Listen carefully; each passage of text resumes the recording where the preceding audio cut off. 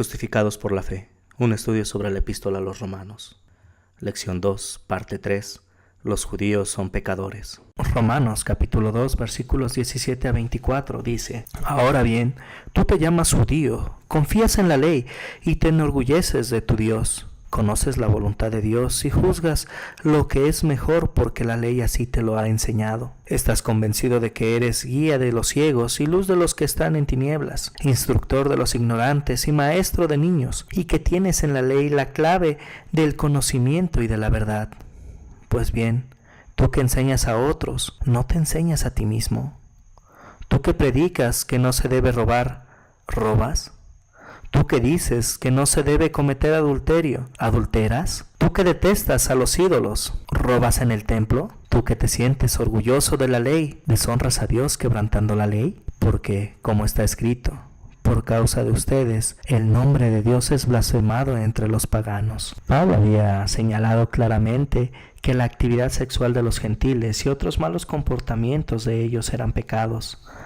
Ahora se dirige a sus lectores judíos. En la apariencia, la nación judía no parecía tan mala como sus vecinos gentiles, pero los judíos tenían sus propios pecados. Uno de ellos era el orgullo.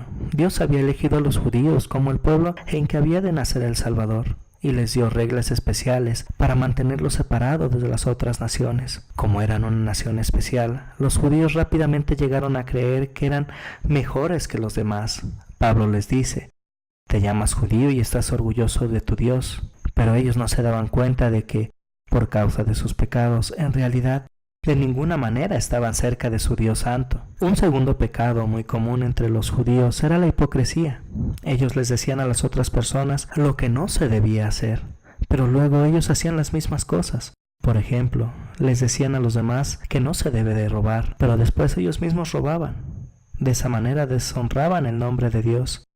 Hasta los gentiles se daban cuenta de eso y decían cosas malas en contra del nombre de Dios. Por eso, los judíos eran tan culpables como los gentiles.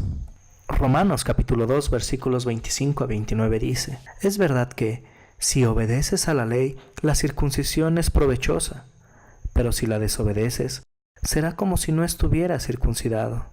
Por lo tanto, si el que no está circuncidado obedece lo que la ley ordena, ¿no se lo considerará como si estuviese circuncidado? Y el que no está físicamente circuncidado, pero obedece a la ley, te condenará a ti, que desobedeces a la ley a pesar de que tienes la ley y estás circuncidado. Porque lo exterior no hace judío a nadie, y estar circuncidado no es una señal extensa solamente. El verdadero judío lo es en su interior.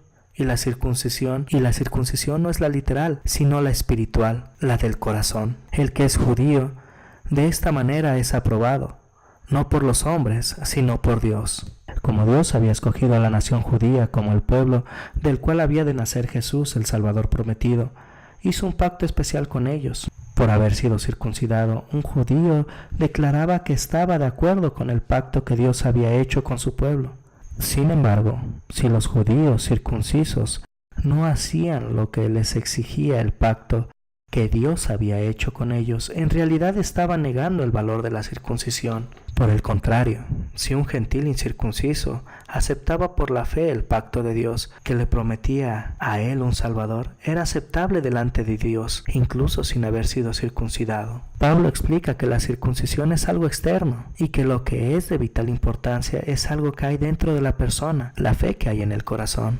Esa fe, es decir, esa confianza en la promesa de Dios, es dada por el Espíritu Santo, es un regalo y por lo tanto no se gana por hacer algo.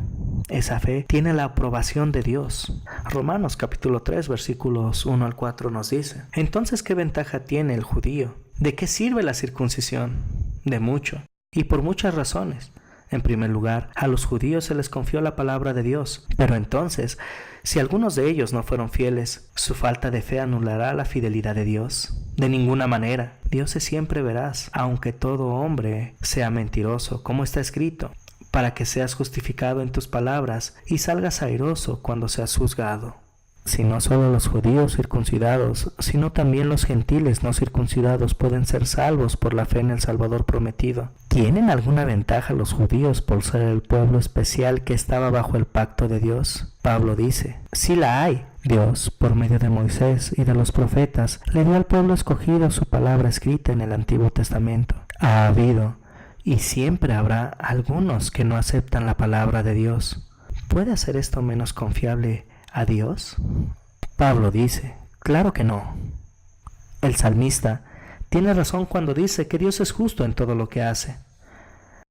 A continuación, en los versículos 5 a 8, Pablo trata sobre un punto que criterios humanos pueden levantar contra la justicia de Dios. Romanos capítulo 3, versículos 5 al 8 dice, entonces, ¿qué diremos si nuestra injusticia hace resaltar la justicia de Dios? ¿Que Dios es injusto cuando nos castiga? Hablo como hombre. De ninguna manera, pues si Dios fuera injusto, ¿cómo juzgaría el mundo? Pero si mi mentira sirve para que la verdad de Dios abunde para su gloria, ¿por qué todavía soy juzgado como pecador? ¿Y por qué no decir, hagamos males para que vengan bienes? Así nos calumnian algunos que afirman que eso es lo que enseñamos. Estas personas se tienen bien merecida la condenación.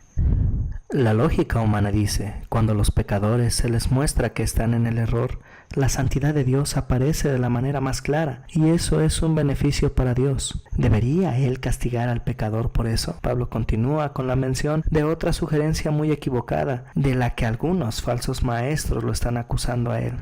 Ellos habían entendido mal la enseñanza de Pablo sobre la gracia, como si permitiera sugerir lo siguiente, hagamos cosas malas para que ocurran cosas buenas. Pablo responde que la justicia de Dios se hará evidente cuando ellos sean encontrados culpables en el día del juicio. Y eso nos lleva a que todas las personas son pecadoras. Pablo dice en Romanos capítulo 3, versículo 9, ¿entonces qué? ¿Somos nosotros mejores que ellos? De ninguna manera. Porque ya hemos demostrado que todos, judíos y no judíos, están bajo el pecado. Pablo era judío, y algunos de los lectores de esta carta eran también judíos. Por lo tanto, Pablo les pregunta, ¿somos nosotros mejores que ellos? Y después responde a su propia pregunta, claro que no, porque ya hemos demostrado que los judíos están bajo el poder del pecado. Sin embargo, los gentiles no son mejores. Recuerde sus desagradables pecados sexuales y otras maldades de las que se habla en la lección 1. Todas las personas son pecadoras. Romanos capítulo 3 versículos del 10 al 18 nos dice, como está escrito, no hay ni uno solo que sea justo, no hay quien entienda, no hay quien busque a Dios. Todos se desviaron, a una se han corrompido. No hay quien haga lo bueno, no hay ni siquiera uno. Su garganta es un sepulcro abierto y con su lengua engañan. En sus labios hay veneno de serpientes, su boca está llena de maldición y de amargura. Sus pies son veloces para derramar sangre. Destrucción y desgracia hay en sus caminos, y no conocen el camino de la paz.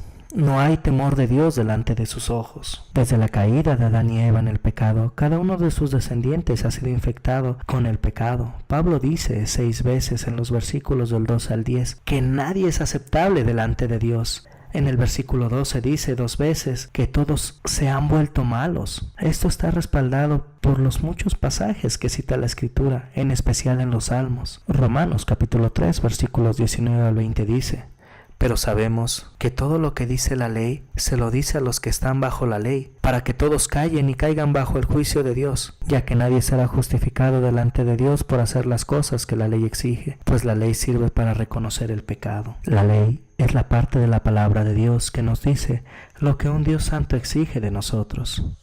Pero como somos pecadores, no podemos hacer lo que nos exige la ley de Dios, y por esa razón la ley no nos puede justificar delante de Dios. Por eso la ley tiene un propósito diferente, el de hacernos conscientes de nuestros pecados. Nos muestra nuestra necesidad de un Salvador.